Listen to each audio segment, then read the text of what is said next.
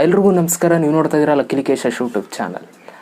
ಕನ್ನಡದಲ್ಲಿ ನೀವು ಕೂಡ ಒಂದು ಯೂಟ್ಯೂಬರ್ ಆಗಬೇಕು ಅಂತಂದರೆ ಒಂದಷ್ಟು ಫಾಲೋ ಮಾಡಬೇಕು, ಒಂದು ರೂಲ್ಸ್ಗಳನ್ನ ನೀವು ಫಾಲೋ ಮಾಡಬೇಕು, ಒಂದು ಒಳ್ಳೆ ರೀತಿಲಿ ಹೋಗಬೇಕು. ಅಫ್ಕೋರ್ಸ್ ಯೂಟ್ಯೂಬ್ ಕಡೆಯಿಂದ ಒಂದಷ್ಟು ರೂಲ್ಸ್ಗಳಿದ್ದಾವೆ, ಸೊ ಅವ್ರದ್ದೇ ಆದಂಥ ರೂಲ್ಸ್ ಇದ್ದಾವೆ. ಆ ರೂಲ್ಸ್ ಹೇಳ್ತಾ ಇಲ್ಲ, ಆ ರೂಲ್ಸ್ ನೀವು ಫಾಲೋ ಮಾಡಲೇಬೇಕು, ಇಲ್ಲಾಂದರೆ ಯೂಟ್ಯೂಬಲ್ಲಿ ನೀವು ಸರ್ವೇ ಮಾಡೋದಕ್ಕಾಗಲ್ಲ. ಅದು ಫಾಲೋ ಮಾಡ್ತೀರಾ. ಅದು ಬಿಟ್ಬಿಟ್ಟು ಪ್ರಾಕ್ಟಿಕಲಾಗಿ ನೀವು ಹೊರಗಡೆ ಬಂದರೆ, ಯೂಟ್ಯೂಬ್ ಸಿಲೆಬಸ್ಸಿಂದ ಹೊರಗಡೆ ಬಂದರೆ ನೀವು ಕೆಲವೊಂದಷ್ಟು ಸಿಲೆಬಸ್ನ ನೀವು ಫಾಲೋ ಮಾಡಬೇಕು.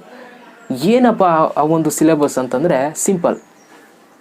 ನೀವು ಕನ್ನಡದಲ್ಲಿ ನೀವು ಒಳ್ಳೊಳ್ಳೆ ವೀಡಿಯೋಸ್ಗಳನ್ನ ಕೊಡ್ತೀರಾ ಅಂತಂದರೆ ಸ್ಟಾರ್ಟಿಂಗಲ್ಲಿ ನಿಮಗೆ ಪುಷಪ್ ಸಿಗುತ್ತೆ, ಸಪೋರ್ಟ್ ಸಿಗುತ್ತೆ, ಹೋಗ್ತೀರಾ. ಬಟ್ ಹೋಗ್ತಾ ಹೋಗ್ತಾ ನಿಮ್ಗೆ ಸಪೋರ್ಟ್ ಮಾಡೋರೇ ತುಳಿಯೋದಕ್ಕೆ ಬರ್ತಾರೆ. ಕೆಲವೊಂದಷ್ಟು ಜನ ಹೋಗ್ತಾ ನಿಮಗೆ ಸಪೋರ್ಟ್ ಮಾಡಿರೋರೇ ಹೇಟರ್ಸ್ ಆಗ್ತಾರೆ. ಸೊ ಇದನ್ನು ನೀವು ಮೈಂಡಲ್ಲಿ ಇಟ್ಕೊಂಡು, ಸೊ ಎಲ್ಲರೂ ಕೂಡ ನೀವು ಒಂದೇ ರೀತಿಯಲ್ಲಿ ನೋಡಬೇಕು. ಓಕೆ, ನಿಮ್ಮ ಒಂದು ಸಬ್ಸ್ಕ್ರೈಬರ್ಸ್ ಎಲ್ಲರೂ ಕಮೆಂಟ್ಸ್ ಮಾಡ್ತಾರೆ ಅಂತಂದರೆ ಪ್ರತಿಯೊಬ್ಬರನ್ನು ರೆಸ್ಪೆಕ್ಟ್ ಮಾಡಿ. ಯಾರಿಗೂ ಕೂಡ ಇವನು ಜಾಸ್ತಿ ಅವ್ರು ಜಾಸ್ತಿ ಅಂತ ನೀವು ನೋಡಬೇಡಿ. ಪ್ರತಿಯೊಬ್ಬರೂ ಕೂಡ ಈಕ್ವಲಾಗಿ ಹೇಳ್ಕೊಂಡೋಗಿ, ಈಕ್ವಲಾಗೆ ನೀವು ರಿಪ್ಲೈಗಳನ್ನ ಕೊಡಿ, ಈಕ್ವಲಾಗೆ ಅವ್ರಿಗೂ ಜೊತೆ ಕಾಂಟ್ಯಾಕ್ಟಲ್ಲಿರಿ. ಓಕೆನಾ, ಒಬ್ರಿಗೆ ಜಾಸ್ತಿ ಒಬ್ರಿಗೆ ಕಮ್ಮಿ ಹಿಂಗೆ ಮಾಡ್ತಾ ಹೋದರೆ ಪಾರ್ಶಾಲಿಟಿ ಆಗುತ್ತೆ. ಯಾವಾಗ ಪಾರ್ಶಾಲಿಟಿ ಆಗುತ್ತೆ, ನಿಮ್ಮ ಒಂದು ವ್ಯೂವರ್ಸ್ಗಳೇ ನಿಮಗೆ ತಿರ್ಕೊಬಿಡ್ತಾರೆ, ನಿಮ್ಮನ್ನು ಏಟ್ ಮಾಡೋದಕ್ಕೆ ತಿರ್ಕೊಬಿಡ್ತಾರೆ.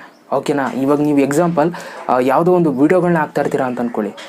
ಒಂದು ಸಡನ್ನಾಗಿ ಇವಾಗ ಒಂದು ವೀಡಿಯೋ ಹಾಕಿದ್ರೆ ಅಪ್ಲೋಡ್ ಮಾಡಿದ ತಕ್ಷಣ ನಿಮಗೆ ಡಿಸ್ಲೈಕ್. ಯೋಚನೆ ಮಾಡಲ್ಲ ಅವರು, ನಿಮ್ಮ ಕಂಟೆಂಟ್ ನೋಡಲ್ಲ, ನೀವು ಏನು ಮಾಡಿದ್ದೀರಾ ಅಂತ ನೋಡಲ್ಲ, ಎಷ್ಟು ಕಷ್ಟಪಟ್ಟು ವೀಡಿಯೋ ಮಾಡಿದ್ದೀರಾ ಅಂತ ಅವ್ರು ಏನೂ ತಲೆಗೆ ಹಾಕೊಳ್ಳಲ್ಲ. ಜಸ್ಟ್ ವೀಡಿಯೋ ಬಂತಾ, ಅಪ್ಲೋಡ್ ಆಯಿತಾ, ಡಿಸ್ಲೈಕ್. ನೋಡಿರ್ತೀರ, ಎಕ್ಸ್ಪೀರಿಯೆನ್ಸ್ ಮಾಡಿರ್ತೀರ. ಯೂಟ್ಯೂಬರ್ಸ್ಗಳಿಗೆ ನಾನು ಹೇಳೋ ಹಾಗೆ ಅವಶ್ಯಕತೆನೇ ಇಲ್ಲ. ನೀವು ನೋಡಿರ್ತೀರ, ಯಾವುದಾದ್ರು ಒಂದು ವೀಡಿಯೋ ಹಾಕಿದ ತಕ್ಷಣ ಅಲ್ಲೇ ಝೀರೋ ಲೈಕ್ಸ್ ಇರುತ್ತೆ, ಇಲ್ಲಿ ಆಲೇ 3-4 ಡಿಸ್ಲೈಕು ಪಕ್ಕದಲ್ಲಿ. ನಾವು ಆ ವಿಡಿಯೋ ನೋಡಿದ ತಕ್ಷಣ ಏನಪ್ಪ ಇಷ್ಟೊಂದು ಜನ ಡಿಸ್ಲೈಕ್ ಮಾಡಿದ್ದಾರೆ ಅಂತ ಅನ್ಕೋಬೇಕಲ್ಲ, ಅದಕ್ಕೋಸ್ಕರ ಹಂಗೆ ಮಾಡ್ಕೊಂಡು ಹೋಗ್ತಾರೆ ಡಿಸ್ಲೈಕ್ಗಳನ್ನ. ಓಕೆನಾ, ಸೊ ಈ ಥರ ನೀವು ನೋಡ್ತಾ ಇರ್ತೀರ ಯೂಟ್ಯೂಬಲ್ಲಿ. ಹಿಂಗೆ ನೋಡಿದಾಗ ನೀವು ಡಿಮೋಟಿವೇಟ್ ಆಗಬಾರ್ದು.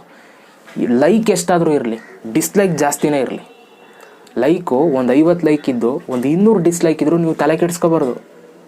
ಓಕೆನಾ, ಡಿಸ್ಲೈಕ್ ಕೊಡೋರಿಗೆ ಅವರ ಮನಸ್ಸು ಯಾವ ರೀತಿ ಇರುತ್ತೆ ಅಂತ ನೀವು ಯೋಚನೆ ಮಾಡಬೇಕು. ಅವಾಗ ಡಿಸ್ಲೈಕ್ ಏನು ಕೊಟ್ಟಿರ್ತಾರೆ ಅವರು, ಏನೋ ನಿಮ್ಮ ಮೇಲೆ ನೀವು ಇಷ್ಟ ಇಲ್ಲ ಅಂತ ಅಂದ್ಬಿಟ್ಟು ಅವ್ರು ಡಿಸ್ಲೈಕ್ ಕೊಟ್ಟಿರ್ತಾರೆ.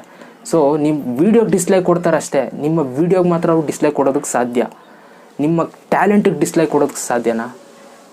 ಚಾನ್ಸ್ ಇಲ್ಲ. ಈಗ ನಾನೇ ಯಾವುದೋ ಒಂದು ವೀಡಿಯೋ ಮಾಡ್ತೀನಿ, ಡಿಸ್ಲೈಕ್ ಕೊಡ್ತಾರೆ ಯಾರೋ ಒಬ್ಬರು ಅಂತಂದರೆ ನನ್ನ ವೀಡಿಯೋಗೆ ಅವ್ರು ಡಿಸ್ಲೈಕ್ ಕೊಟ್ಕೋಬೇಕಷ್ಟೇ. ನನ್ನ ಟ್ಯಾಲೆಂಟಿಗೆ ಅವರು ಡಿಸ್ಲೈಕ್ ಕೊಡೋಕ್ಕಾಗುತ್ತಾ? ಆಗಲ್ಲ. ಒಂದನ್ನು ನೀವು ಫಿಕ್ಸ್ ಮಾಡ್ಕೊಳ್ಳಿ, ನೀವು ಎಷ್ಟು ಒಳ್ಳೆ ಕೆಲಸ ಮಾಡ್ತೀರಾ ಅಷ್ಟು ಒಳ್ಳೆಯದಾಗ್ತಾ ಹೋಗುತ್ತೆ. ನೀವು ಎಷ್ಟು ಬೇರೆಯವ್ರಿಗೆ ಕೆಟ್ಟದನ್ನು ಬಯಸ್ತೀರಾ, ನಿಮ್ಗೆ ಅದ್ರ ಡಬ್ಬಲ್ ಕೆಟ್ಟದಾಗುತ್ತೆ. ಓಕೆನಾ, ಈ ಡಿಸ್ಲೈಕ್ನ ನಾನು ಯಾವುದು ಹೋಲಿಸ್ತೀನಿ ಅಂತಂದರೆ, ಈ ಜನಗಳು ಡಿಸ್ಲೈಕ್ ಒತ್ಬಿಡ್ತಾರೆ, ಅವರು ನಮ್ಮ ಜಸ್ಟ್ ವೀಡಿಯೋದಲ್ಲಿ ಓದ್ತಾರೆ.